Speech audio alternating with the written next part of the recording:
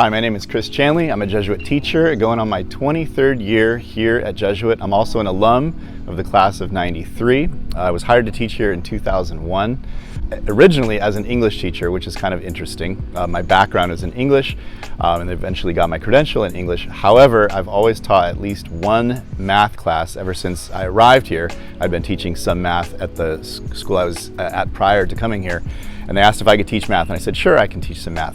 So I started off teaching at least one algebra class every year, and over the years I've sort of gravitated more and more into that department, into the math department, as there's been more and more of a need for me to teach math, which I've loved. So for the past many years, I've lost track now, but something like 12 or 13 years here I've been full-time in the math department. And then I also, and I'm very proud of this, I'm the yearbook advisor, and I've been doing that since my second year teaching here. So this will be my 22nd, coming up on my 22nd year as yearbook advisor. It's how much I've fallen in love with the profession. Not just that I fell in love with it, but how quickly I fell in love with it and how deeply I fell in love with it. I wasn't sure that I wanted to be a teacher. Coming out of college, graduating from Cornell, I really had no idea at that time where I was going to go and what exactly I wanted to do. And I hadn't taken any education courses per se. I had some opportunities, invitations that were sort of on my plate, things I could have done, one of which would have involved maybe working for like a think tank in DC on environmental policy. Another one of which, this is true, would have involved me going off to Dharamsala, India, which is the sort of home away from home for the Tibetan leader in exile, the Dalai Lama, because I'd done some religious studies and a lot of comparative religion classes, and just a whole slew of different religious studies in college, and I had a mentor who encouraged me to maybe think about doing this. And the idea was I would have gone off to Dharamsala, India to meditate with the monks, and in exchange maybe taught them English or something. But I was given an invitation to consider being a teacher, an 8th grade teacher at St. John the Evangelist, from a woman who had been a former teacher of mine here at Jesuit. Her name is Ellen Gemma, and she became principal at this school, St. John the Evangelist, here in Carmichael. And this would have been in 1998. And I wasn't sure I wanted to do it, but I said yes. I said yes to that opportunity and to that invitation. And within the first week, literally it was in the first week of being with those kids, my 39 8th graders and 39 7th graders, those were the sizes of my first 2 classes ever, I was hooked.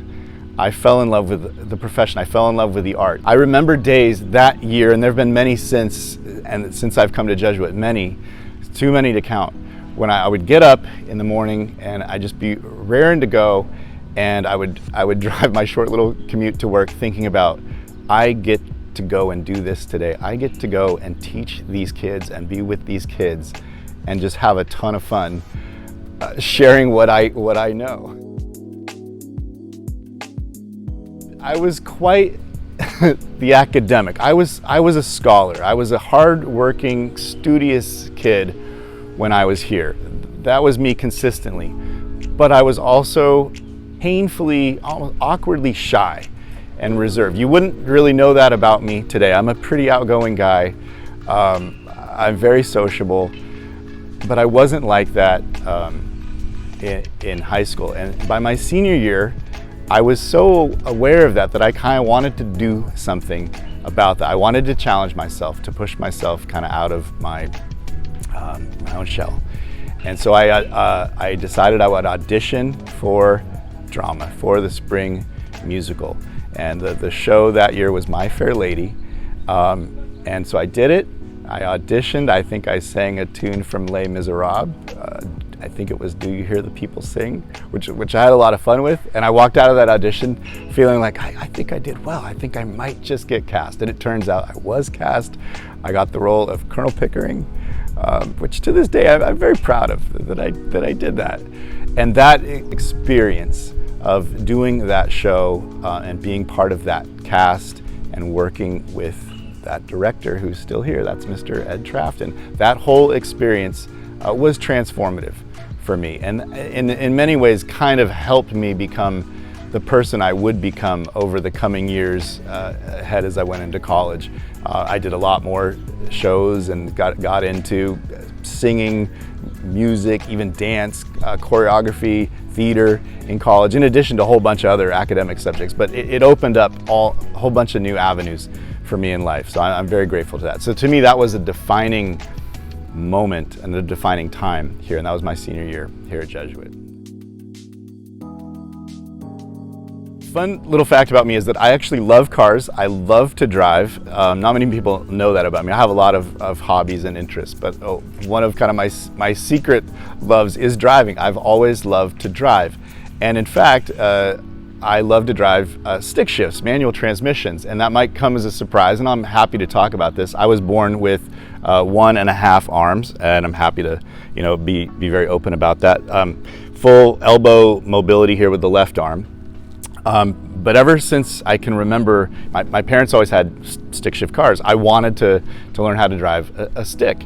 And so when I was a kid and we had a paper route, my dad and I would take our old 84 Honda Accord out, and I would be the 15 and a half year old driver as he would sling papers, or vice versa. And that's how I learned to clutch. When I was finally old enough to own my own car, the first car that I ever bought, and this would have been kind of fresh out of college. My first car that I had for when I was a teacher at St. John's was a Mazda Miata. It was a 1996 Mazda Miata in Montego Blue, and I owned that for several years. And finally, in 2004, sold that and kind of moved on to maybe a more practical car, a Mazda 3, kind of a sporty sedan.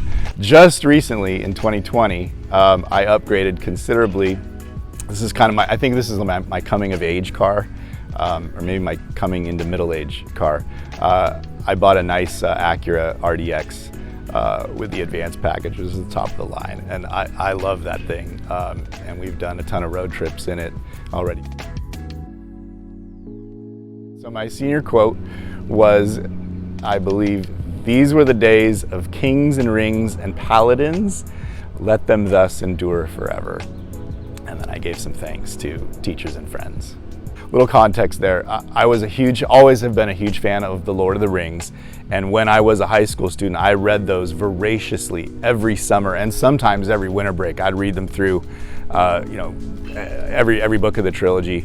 I would just devour those things. So I knew those books inside and out, and I was just in love with those books. And then the Paladins thing, that's really next level nerdy stuff.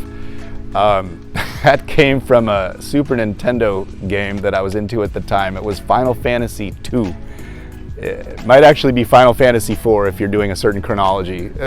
But for the Super Nintendo, it was the second Final Fantasy game that came out. And my buddy Aaron Gage and I just loved that game. And there's a scene where the lead character transforms into a paladin, and I think I'm pronouncing that right. It basically means like a knight or a noble, I think a noble person. And so I was sort of all into that, the fantasy, the Lord of the Rings, and becoming a hero, and wanting to, seeking for glory, that kind of stuff. So that was my senior quote. A little silly, but I still remember it.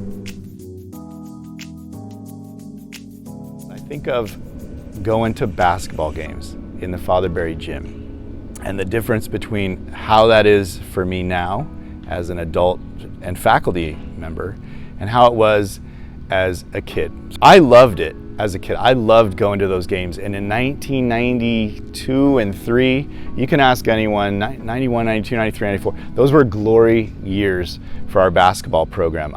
Isaac Fontaine, J.J. Polk, we had Chris Griffin. We had some absolute superstars. Father Barry Gym would be packed, and I mean so packed that it would be like sweaty gross, like condensation just from the body heat of thousands of people packing that gym would be on the walls. It was beautiful and disgusting at the same time. It was raucous. It was loud and thunderous. But here's the however for me part of that story. One of the the cheering section, the six-man's cheers, had always been to do a thing where you take your arms and put them up like in the shape of a big O kind of thing. And as a kid, a 15-year-old, 16-year-old, even 17-year-old kid, I was always a little shy to do that. There was always that fear of physical exposure, It felt a little bit like being naked in front of all these people. I would do it.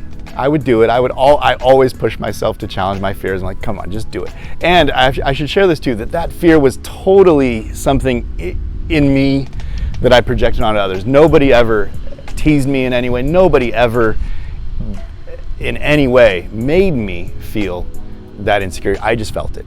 It was just something I felt. And in fact, while I'm on that point, it was thanks to several teachers here and counselors, priest counselors and mentor teachers here who helped me get over all that, which I did. So anyway, to fast forward to now, as a teacher, I love walking into a game and just walking by the cheering section. I'll get, little cheers. Hey, Mr. Chandley, guys will stand up. And I think one time even they started clapping and cheering. Hey, Mr. Chandley, da da da da da. I thought, okay, I've truly come full circle now. That here I am. After all these years, just living it up with a big smile on my face.